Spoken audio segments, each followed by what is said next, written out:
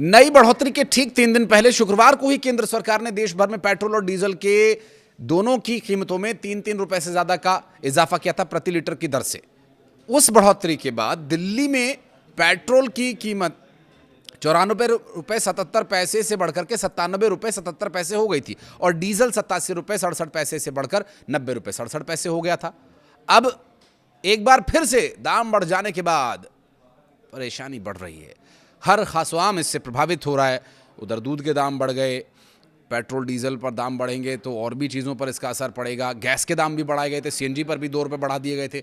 वो भी चूँकि सिटी एरिया में ज़्यादातर लोग सीएनजी के वाहनों का भी इस्तेमाल करते हैं, लेकिन पेट्रोल और डीजल के दाम बढ़ने की वजह से ट्रांसपोर्टेशन पर भी इसका साफ साफ असर देखने को मिल रहा है। और राजधानी दिल्ली में पेट्रोल 87 पैसे और महंगा हो गया है। अब 98 रुपये 64 पैसे प्रति लीटर की दर से ये बिक रहा है। दिल्ली में डीजल 91 पैसे महंगा होकर के अब 91 रुपये 58 पैसे प्रति लीटर की दर तक पहुंच गया है।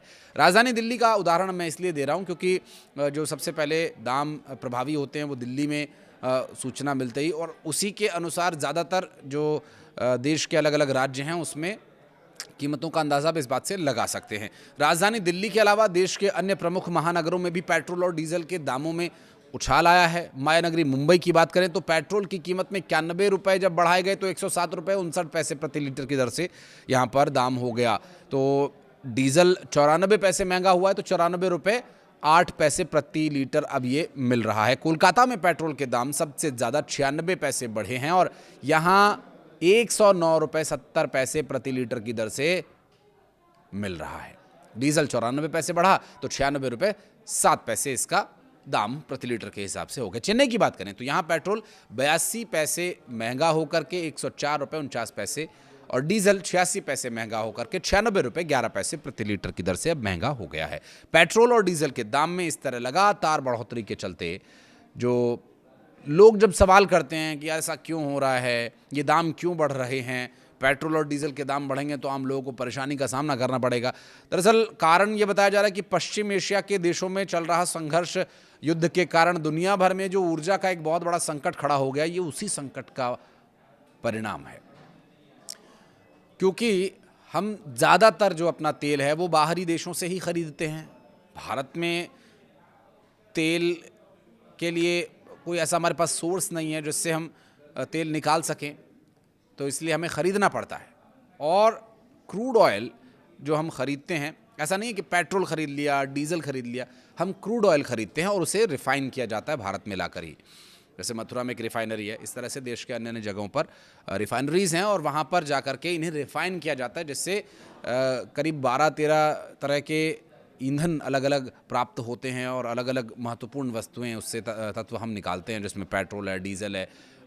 सबसे पहले जो विमान का फ्यूल है जो बहुत हाई क्वालिटी का होता है उससे निकाला जाता है। उसके बाद उसके टेम्परेचर को चेंज कर करके उसमें से रिफ़ाइन करके पेट्रोल, डीज़ल, कैरोसिन ऑयल और चारकोल और जेली, ये सब बहुत सारी चीज़ें निकलती हैं। अलग अलग तरह के पेट्रोल निकलते हैं, अलग अलग तरह के फ्यूल्स निकलते हैं।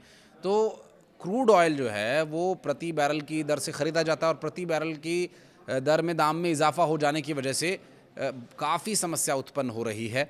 और कारण यही अमेरिका, ईरान, इजराइल, इससे जुड़ा हुआ एक और जो महत्वपूर्ण विषय वो ये कि विवाद समुद्री व्यापार के रास्ते को लेकर है, स्ट्रेट ऑफ होर्मुज, जिसमें एक बड़ी बाधा रुकावट ये बन गई क्योंकि वो ईरान के एरिया से निकलता है, ईरान की उस पर सीधी पकड़ रहती है और ये एक ऐसा क्षेत्र है कि ईरान की पकड़ होने की वजह से ईरान ने अमेरिका को दबाव में लाने के लिए इस पूरे रास्ते को ब्लॉक किया हुआ था और इसी ब्लॉकेज की वजह से उस पर काउंटर ब्लॉकेज जो है अमेरिका ने किया हुआ है। ऐसे में जो व्यापारी जहाज़ हैं जब भी वो यहाँ से गुज़रते हैं तो कोई ना कोई उन पर हमला कर देता है, किसी न किसी वजह से वो ख़तरे में आ सकते हैं, इसलिए वहाँ पर ब्लॉकेज है। और स्ट्रेट ऑफ होर्मुज के एरिया से पहले ही वो सारे जहाज़ रुके हुए हैं, फंसे हुए हैं। भारत के भी कई जहाज़ फंसे हुए हैं। इस साल 28 फरवरी से अमेरिका और इजराइल के बीच, अमेरिका, इजराइल और ईरान के बीच जो युद्ध शुरू हुआ, जिसमें इजराइल, अमेरिका एक तरफ हैं, सामने ईरान है, उसके बाद से जो क्रूड ऑयल है उसकी कीमत रिकॉर्ड ऊंचाई पर पहुंच गई है। भारत में फिर भी अपेक्षाकृत ये नियंत्रित तरीके से दाम बढ़ाए गए हैं, चूँकि इलेक्शन थे, ऐसे में इलेक्शन में अगर दाम बढ़ते तो जाहिर है सत्ताधारी दल पर उसका बहुत असर पड़ता। तो वो सारा जो समय था वो किसी भी तरह से मैनेज करके दाम नहीं बढ़ने दिए गए। लेकिन अब इलेक्शन चूँकि कंप्लीट हो गए हैं और तेल कंपनीज को भारी नुकसान भी हो रहा है, जिसकी वजह से इसको प्रभावी बनाने के लिए कि आपका नुकसान कम हो, और चूँकि नुकसान को देखिए डिवाइड कर दिया गया है। थोड़ा नुकसान आम जनता का होगा क्योंकि तेल महंगा होगा तो उनको थोड़े अतिरिक्त रुपए खर्च करने होंगे, और फिर थोड़ा नुकसान कंपनी जो अब तक सहती आई थी अब उस नुकसान की भरपाई करने के इरादे से, क्योंकि कच्चे तेल की कीमत लगातार बढ़ रही है। ऐसे में जो कच्चे तेल की कीमत है उसका जिक्र करना भी बहुत ज़रूरी है। $100 प्रति बैरल के आसपास ये घूम रही है। जो कभी 60, 70 और $80 प्रति बैरल हुआ करती थी वो अब $100 प्रति बैरल की लगभग हो गई है, और मतलब 9,000 रुपये के 9 साढ़े 9,000 रुपये के आसपास का एक बैरल पड़ रहा है। हालांकि मौजूदा अमेरिका के राष्ट्रपति ट्रंप और ईरान इस इलाके में लंबे समय के युद्ध विराम की बातचीत के लिए कोशिश कर रहे हैं। एक और बहुत ही दिलचस्प जानकारी आ रही है, एक बार पुष्टि हो जाए तो उसके लिए एक और अलग से मैं वीडियो आपके लिए लेकर आऊँगा। फिलहाल जो स्थिति है उस पर अगर बात करें तो पेट्रोल और डीजल के दामों में इस तरह की लगातार बढ़ोतरी के पीछे ये अंतर्राष्ट्रीय स्थिति तो है ही, साथ ही उसकी वजह से जो समस्या तेल कंपनीज को आ रही है उसका भी निवारण करना ज़रूरी है। और ऐसा नहीं है कि पेट्रोल और डीजल के दाम बढ़े, इसका असर सीधे तौर पर आम आदमी तक पहुंचाए जाने वाली हर उस वस्तु सेवा के दाम बढ़ने का असर हो सकता है जो पेट्रोल और डीजल के माध्यम से आप तक पहुंच रही है। क्योंकि अगर डीजल बढ़ेगा तो चूँकि ज़्यादातर जो भारी लोडिंग वाले वाहन हैं वो ट्रांसपोर्टेशन वाहन सब डीजल से ही चलते हैं, और डीजल के दाम में ज़्यादा इजाफा हो रहा है। पेट्रोल फिर भी अपेक्षाकृत नियंत्रित तरीके से दाम बढ़ रहे हैं, लेकिन डीजल के दाम में ज़्यादा इजाफा हो रहा है। अभी इस हाल ही में जो अभी जिसकी हम आपको जानकारी दे रहे हैं तो 87 पैसे पेट्रोल बढ़ा है, 91 पैसे डीजल का दाम बढ़ा है। तो 91 पैसे 87 पैसे में करीब 4 पैसे का जो फ़र्क है वो आप देख सकते हैं। इसी तरह पिछली बार भी हमने देखा था ₹3.11, ₹3.14। तो ये जो स्थिति है हर ख़ास आम पर पड़ रही है। उधर दूध के दाम भी ₹1, ₹2 के हिसाब से बढ़ा दिए गए। जो आधा लीटर दूध का पैकेट मिल रहा था उस पर ₹1 और पूरा 1 लीटर पर सीधा सीधा ₹2 का दाम का इजाफा हो गया, क्योंकि ट्रांसपोर्टेशन बढ़ गया ना। तो अब आपके घरों तक, आपके उन सेंटर्स तक जहाँ से आप दूध लेकर आते हैं वहाँ पहुँचाने में जो वाहन में तेल जलता है तो वो सीधा सीधा असर डालता है। इस वक्त पश्चिमी एशिया के देशों में चल रहे संघर्ष और युद्ध के चलते दुनिया भर में ऊर्जा का एक बहुत बड़ा संकट खड़ा हो गया है। इस संकट का निवारण भी हो रहा है। अभी सूत्रों के हवाले से कुछ जानकारी सामने आ रही है, उस पर भी एक मैं वीडियो आपके लिए लेकर आऊँगा।